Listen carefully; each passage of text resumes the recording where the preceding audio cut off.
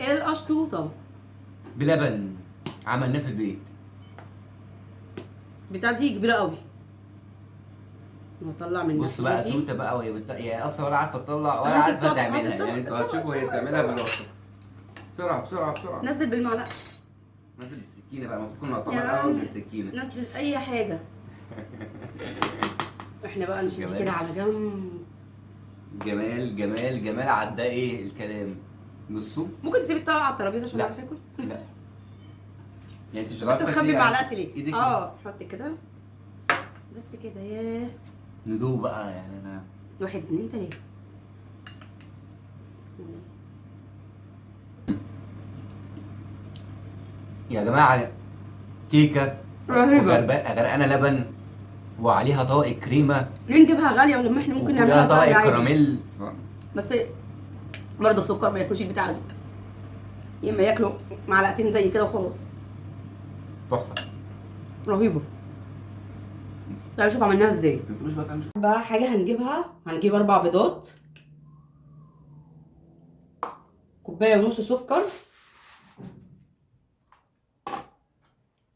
وشويه فانيليا، ونضرب بقى كل ده مع بعض.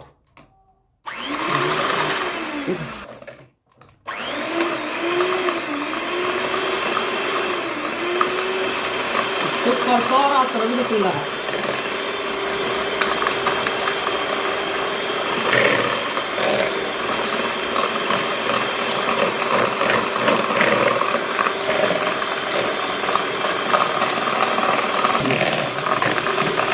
بصوا بقى شكلها اختلف خالص ازاي بعد ما اتضربت.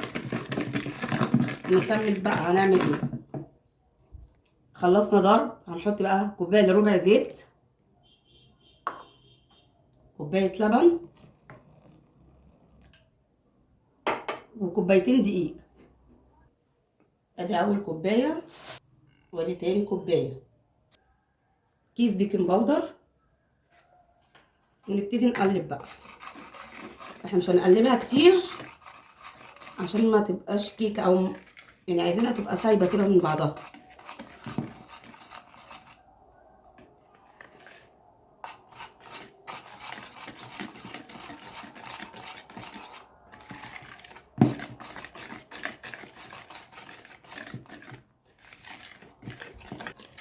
قلبناها في بعضها كده. هنبتدي بقى نجيب صينيه فيها ورق زبده وننزلها فيها.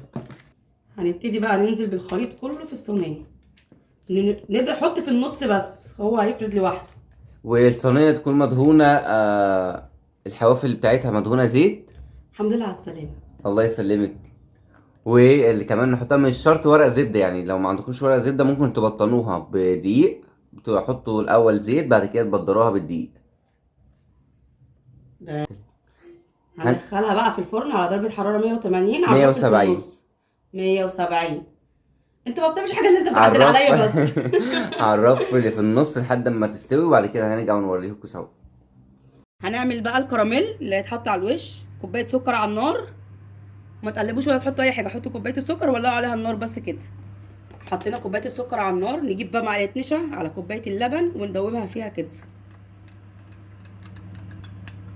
ندوب معلقه النشا حلوه قوي في اللبن. وخلاص كده اول لما السكر يكرمل هنحط عليه اللبن. بصوا هو ابتدى يسيح من الحروف وياخد لون. هقلبه تقليبه بسيطه كده. اهم حاجه نقف جنب الكراميل وهو بيتعمل عشان السكر ما يتحرقش طبعا. كده برضو السكر لسه ما دابش. بصوا هو لونه كده بني فاتح ولسه السكر بيدوب. هنفضل برضو نقلب فيه كده كويس. طبعا احنا ما استخدمناش ترمومتر علشان في ناس كتير قوي ما عندهاش الترمومتر. انا هقول لكم ازاي تظبطوا الكراميل في البيت. خلاص كده خد لون. هحط بقى معلقه الكبيره الزبده. نخلي بالنا من ايدينا عشان هيطلع بخار جامد. طب مش تقول لي ابعد ايدي؟ هحط بقى كوبايه اللبن اللي عليها معلقه النشا. وخلوا بالكم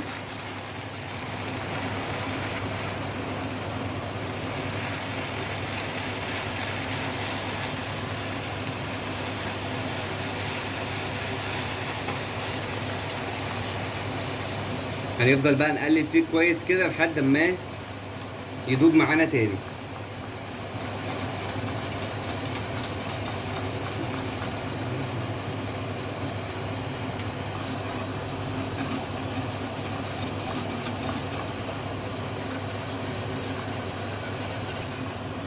خلاص هو كده تقل معانا الكراميل، وخلاص كده هشيله من على النار. ونسيبه بقى يبرد تماما.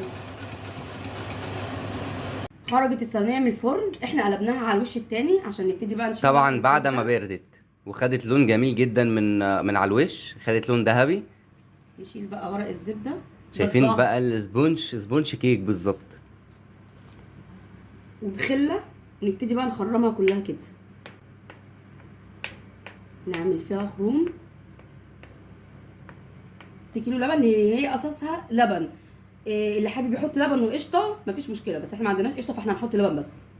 واروح نازلين عليها بقى من فوق كده. اوبا اوبا اوبا اوبا اوبا. هنجيب بقى الكريم شانتيه اللي احنا ضربناها. احنا ضاربين كريم شانتيه عادي، او ممكن تجيبوا كريمه لباني، كريمه خفق تضربوها مفيش مشكله.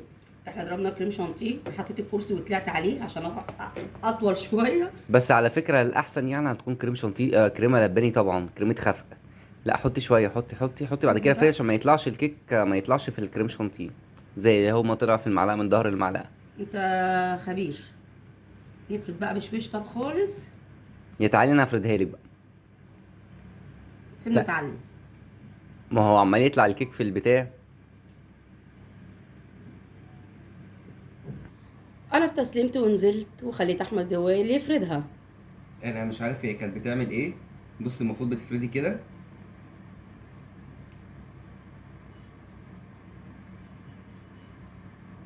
نفرد بقى الكريم شانتيه.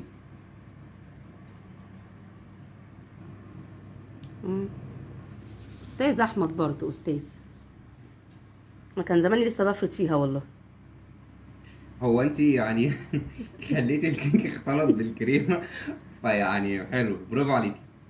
عادي يعني، ايه المشكله؟ قول لي والنبي يعني عايش هي مش كل مش هتتاكل. هتتاكل. هتتاكل. بس كده. ما انت اللي بتقعد تعلق، انت بتحب تحنتف او زيادة. شوف حلواني بقى. اهو. خلاص. نسويها بس كويس كده. من شويه وهندخلها تاني تشمع في في التلاجة. التلاجة، من شويه بقول له ايه افردها. اه هتعرف تفردها يا احمد؟ قال لي عيب اما تقولي شيف حلواني كده. مش فاهم لها الصراحة. يلا. الكراميل بقى بعد ما برد والكريمة اتشمعت هبتدي بقى احطه كده. عايزين تفتحوه عن كده فتحوه، عايزين يبقى غامق عن كده براحتكم.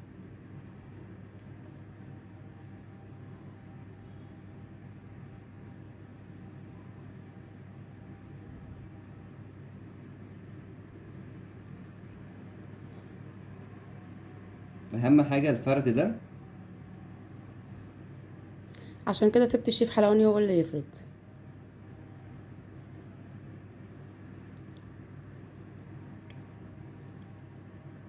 برضه السكر ما ياكلوش البتاعه دي يا جماعه، يا اما ياكلوا حته صغيره بس. يعني ايوه صح. نصيحه مني والله.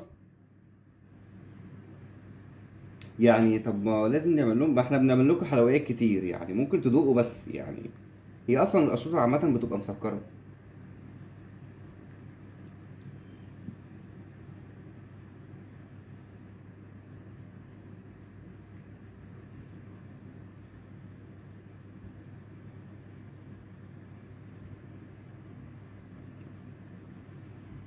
بصوا بقى هنخليها بس بالعرض كده، هوريكم من هنا.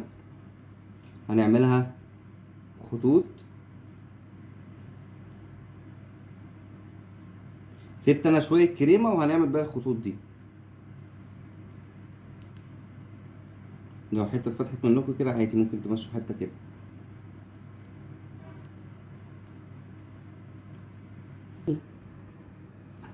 خلاص هبتدي بقى ايه اعمل خطوط كده لتحت.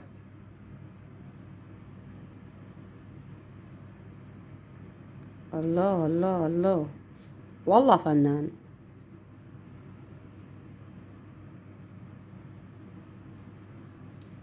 هي احنا بنعمل الخطوط اللي تحت دي، بعد كده هنطلع عكسها لفوق. خلاص كده انا مفكرها تخلص على تحت كده لا. بس. هنعمل كده الخله دي تعبت معانا النهارده. ونعمل بقى ايه العكس. كان نفسي اعمل انا الخطوط دي، ما ادانيش فرصتي. شايفين بقى شكلها اختلف خالص اهي. خلصت قشطتنا حبيبتنا الجميلة بتاعتنا النهارده. يا رب الوصفه تكون عجبتكم وتجربوها. وتقولوا لنا رأيكم فيها. شايفين المنظر فنان والله وأحلى فنان. بلبن عملناه في البيت. نشوفكم على خير الفيديو الجاي. باي باي.